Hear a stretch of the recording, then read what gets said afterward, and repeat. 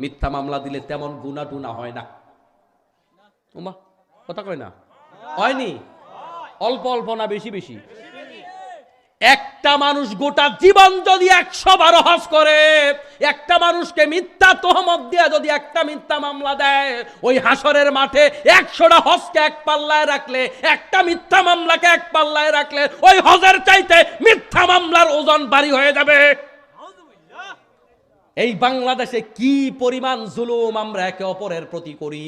আমি কিন্তু নির্দিষ্ট কোনো দলকে বলি নাই। এই স্বাধীনতার 54 বছরে যতগুলা দল ক্ষমতায় গেছে, যেই ক্ষমতায় যায় তার বিরোধী পার্টির লোকদেরকে মিথ্যা মামলা দেয় না, দেয় না?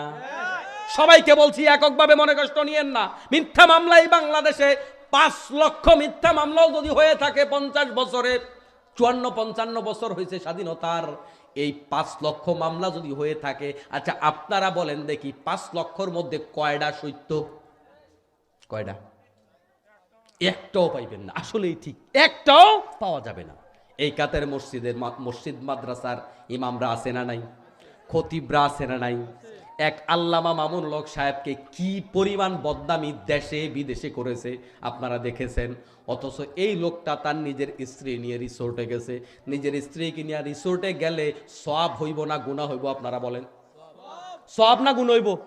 সওয়াব হবে, 100% সওয়াব হবে। আল্লাহর নবী সাল্লাল্লাহু আলাইহি ওয়াসাল্লাম যদি মাশার সাথে দৌড় প্রতিযোগিতা দিতে পারে, আল্লাহর নবীর কাঁধে উঠাইয়া খেলা দেখাইতে পারে, ওইটা যদি সওয়াবের কাজ হয়, তাহলে একজন আলেম তার বউ নিয়ে কক্সবাজার যাবে, অবশ্যই সওয়াবের কাজ, গুনার কাজ না।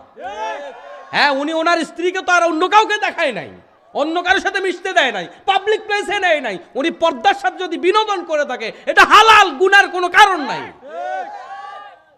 কিন্তু এদেশের মানুষকে ধোকা দিয়া গোটা দুনিয়ার মানুষের কাছে আলেমদের বেইজ্জতি করছে না, করে নাই? আল্লামাকে জেনার অপবাদ দিছে নাকি দেয় নাই? এগুলা দেখে আমরা বিচলিত হই না, কারণ আমরা ইউসুফ আলাইহিস সালাতু ওয়াস সালামের ঘটনা জানি, ঠিক কি না? ইউসুফ আলাইহিস সালাতু ওয়াস সালামের বিরুদ্ধে দর্শনের মামলা ছিল না, ছিল না? এটা কি সত্য মামলা না মিথ্যা মামলা? কয় বছর জেলখানায় ছিল? 8 বছর। কয় বছর? কম বেশ ধরেন 8 বছর ছিল। 8 বছর জেলখানায় ছিল একজন নবী। আপনি কি চিন্তা করেছেন বিষয়টা? আমাদের বাংলাদেশের মানুষ হইলে টিটকারি কইয়া ভেঙ্গাইয়া কইতো, হে বেটা বলে আল্লাহর নবী, তাইলে আল্লাহকে দেখে না বেটা 8 বছর জেলখানায়, আমরা কইতাম নি? চিন্তা করে দেখেন, এরকম সময় একজন নবী তার ইমানের উপরে দাঁড়িয়ে থাকা কত বড় ইমানি পরীক্ষা।